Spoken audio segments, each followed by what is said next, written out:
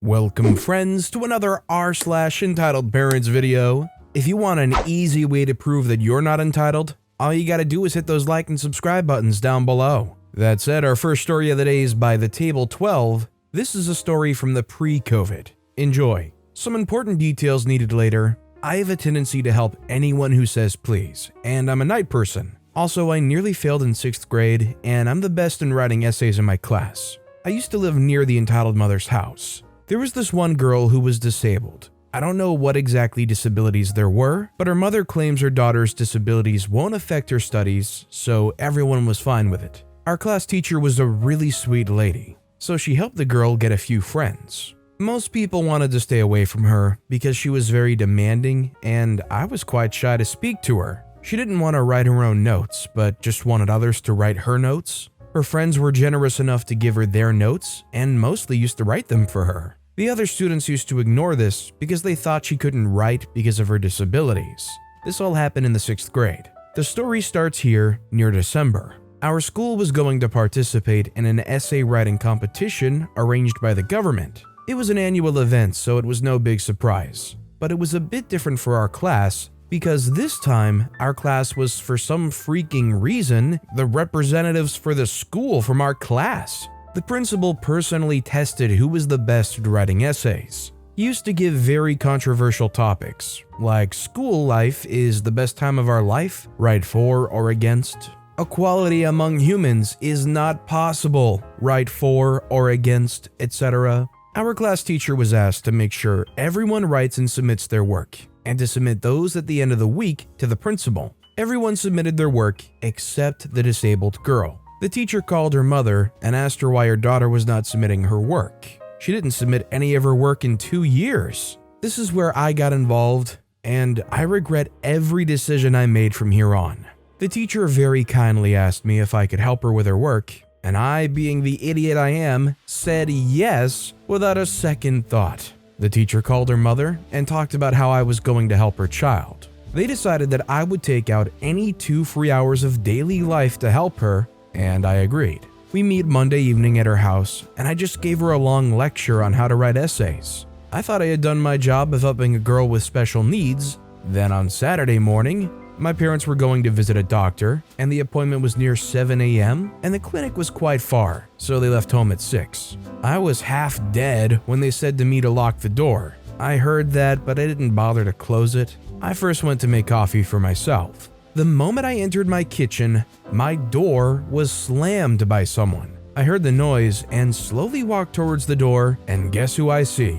The girl's mother and her daughter in my house at 8 a.m. on a weekend. I was not a polite child back then. The conversation between us went through like this. I said, "What the actual freak are you doing here on a weekend?"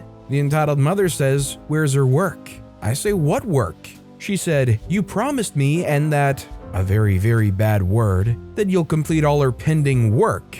I say, "To heck with you and your work. You 2 witches want me to complete your 2 years of pending work?" The entitled mother says yes. Then things started to get real ugly. The entitled mother demanded I give her my own work or she'll report me to the school. And I said yes, and she left. I later got a call from the school that I was accused of stealing a fellow classmate's work, then abusing her and her mother verbally, and many more things. The next day, the entitled mother came back again with another person who she was referring to as bro. Looked like her brother-in-law.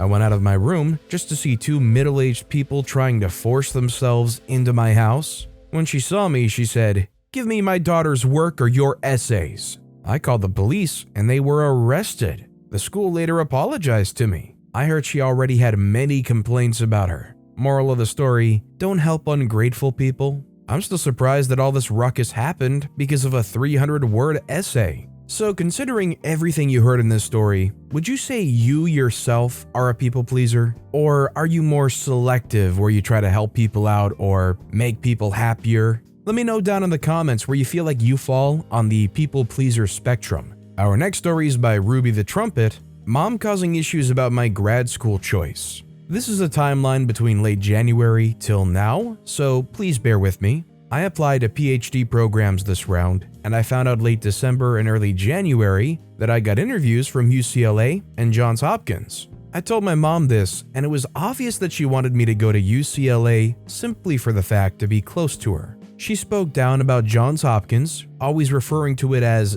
that school. She was definitely against me going. Additionally, she used this opportunity to tell me that she was jealous of the relationship I had with my godmom. This is important as it'll follow suit with the rest of the ongoing situation. Godmom conversation, background, my godmom and I are extremely close. I've known her since I was a first grader, and she's helped with my family. I'm one of quadruplets. Her kids had classes with me and my siblings for a while and have gone on many playdates. Godmom and I are closer than the combined relationships she has with my siblings and my own mom. She's been involved in my career goals, the point person I can talk to about career options, networking in my field, STEM, and going to graduate school, as she went to medical school back in the day. She's also allowed me to stay over at her house when I visit LA. I live in a different city, as a refuge for my current messy family situation. Since being allowed to stay at her place, only stayed 2 times ever, my mom seems to be upset that I don't stay over with her, which is where it seems her feelings are coming from. The problem? She brought her up and talked about how I treat godmom better than her. She's jealous how I talk to her about stuff like this, and it may be a factor on my grad school choices, etc.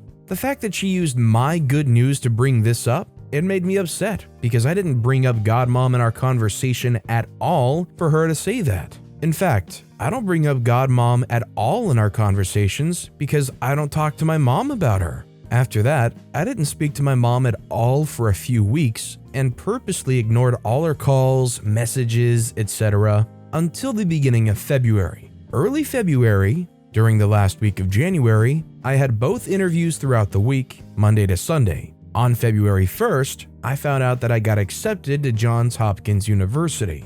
I was definitely surprised, and I shared the news with her. She didn't congratulate me, just simply asked, "What about UCLA?" Then went on a tangent about not wanting me to go to that school, then changing the conversation to, "Well, I'm going to go with you to live there." She also asked if godmom knew about it. I lied to her because godmom was the first to know about the Johns Hopkins University acceptance because I was on the phone with her when I received the email. This pushed me to ignore my mom after our initial phone call. For the last few weeks, I avoided speaking to mom as she tried calling me, texting me every day to ask about the other school. That is, until a few days ago. Last Thursday, after many days and nights with chatting to current Johns Hopkins University students in my program and faculty and professors, reaching out with my current mentors, etc., I accepted the offer to Johns Hopkins University without hearing back from UCLA. Because I was confident in my choice and reviewing countless communications from students and faculty, I felt supported in my decision to continue my education there. I called godmom to tell her the news, and we had a wonderful conversation about it. She said she was proud of me and congratulated me. I also expressed my concerns about how to tell mom this decision. She's familiar with the past reactions. She tells me to present the facts to her, and it won't matter if I tell her now or later, basically. So I decided to tell her after the weekend. This week, I video called my mom on Tuesday, and the call went like this. I said, I didn't receive an offer from UCLA, and therefore, I'll be moving forward with my decision to Johns Hopkins University. She looks like she's gonna faint, then says, "So no UCLA?" I say no UCLA. She says, "Didn't hear from other places or anywhere else? No other options?" I say nope. She says, "I guess that's your choice then." To be honest, I expected this, but I was still very sad about her lack of congratulations and everything. She made the conversation about her and talked about how I'm going to be too far from her.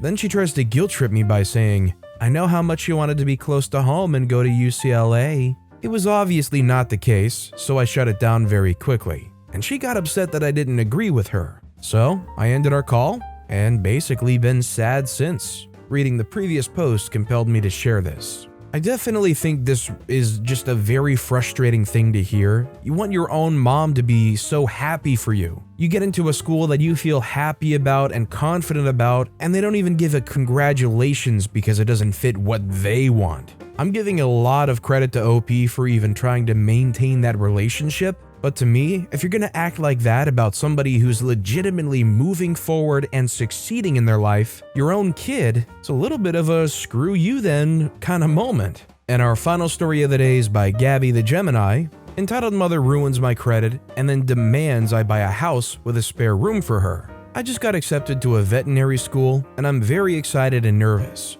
My partner and I have decided that buying a house would be a good investment for when we move to the school in the fall, but there's some barriers in the way. He hardly has any credit and I've struggled with poor credit for my entire adult life. When I went to university for the first time in 2016, I took out student loans that I had not yet paid. They're deferred because I'm currently a student, so it's not a huge deal. I've also been told that a medical bill has been dinging my credit, which I thought was a late payment on a medical expense, $40, that entitled mother promised to pay for me when I just turned 18. I knew that she paid late, and there were many arguments about it back then, so I just figured the late payment was staining my credit. However, the housing lender told me that there's an outstanding bill for $1,000 that's gone to collections and has been dinging my credit since 2017. I called the collection agency and learned that the original bill was for $700 for a psychiatrist that entitled mother insisted that I see, and again, promised to pay for. Additionally, my health insurance at the time was her and my father's responsibility, so it was explained to me that they were to work out the expenses amongst themselves. When I brought this to her attention, she got frustrated and insisted that it was some mistake made by the insurance company. I requested that she take it up with the insurance company because I was not at all involved in the process of picking the psychiatrist, understanding my insurance coverage, making payments for these services, etc. If I weren't so busy with work, school, moving, etc., then I usually would do it myself, but I just don't have the knowledge or the time at the moment to do something like that. As entitled mothers often do, there was a vague, maybe when I get around to it, which is basically a passive-aggressive no. I've been denied for apartments, couldn't sign up for my own Wi-Fi, couldn't finance a car, mine's literal dog poop, have paid high signing costs with apartments that would take me, and probably more because of this credit issue. I can't express the amount of distress and frustration this caused me, and now it's going to impact my ability to get a home loan. There was no apology, no ownership, not even any acknowledgement that her mistake has impacted me in any way. I am beyond frustrated, but decided that what's done is done, and there's no sense fighting about it. Entitled mother is infatuated with the idea that I'm buying a house, and started sending me all these 3-bedroom homes for around $150,000 on Zillow. When I told her that we were looking for a 2-bedroom home at around $100,000, she absolutely lost her mind and aggressively insisted that I have a room for her to stay in while she visits. When I told her this probably wouldn't be possible, she hit me with a, "You'll find a way." Again, I decided not to fight about it and change the subject because ultimately the decision is up to me. When the lender asked how much gift money I might receive, I reached out to entitled mother to get a number for the lender. She's already stated she wants to help wherever she can, but when this came up, immediately jumped into victim mode, stating that she lives paycheck to paycheck and that I can't just keep visiting the bank of mom when I need something. I've paid for all of my own school up to this point and plan to finance vet school through loans. So maybe this has to do with the groceries she bought me a month ago? Who the freak knows? She also just bought a new designer dog, a car, replaced carpets on one floor of her house with wood, and recarpeted the other 2 floors of her massive house. Doesn't sound like paycheck to paycheck to me. Yet again, decided the fight wasn't worth it and dropped the issue. Basically, I'm at my wit's end with this. I don't know how to address it. I don't know how to solve any of these problems, and I can't afford to keep losing sleep over it. I'm just ready to move away into a home without a spare bedroom. To be honest, maybe they are living paycheck to paycheck because they keep spending any other money they've possibly could have saved up on whatever. I'm not gonna lie, with your mom acting the way she is, that might be more than enough reason to get a house with only 2 bedrooms. Any way to keep your distance away from somebody that treats you with such a lack of care, lies to you and lets your credit fall apart, goes victim mode when they have to, overall just an entitled parent? it probably would feel pretty good to say, "Sorry, Mom, I don't have a spare bedroom for you to stay in." But with that being said, that's all the time we have for today. So of all these stories I've read today, which is your favorite and why? Let me know in the comments down below. And if you haven't yet, if you could like and subscribe, that would mean a lot to me. Whatever you do, whether it's liking, subscribing, turning notifications on, all of it helps grow this channel, and I appreciate the heck out of it. So until next time, I'll see you all tomorrow with some more stories.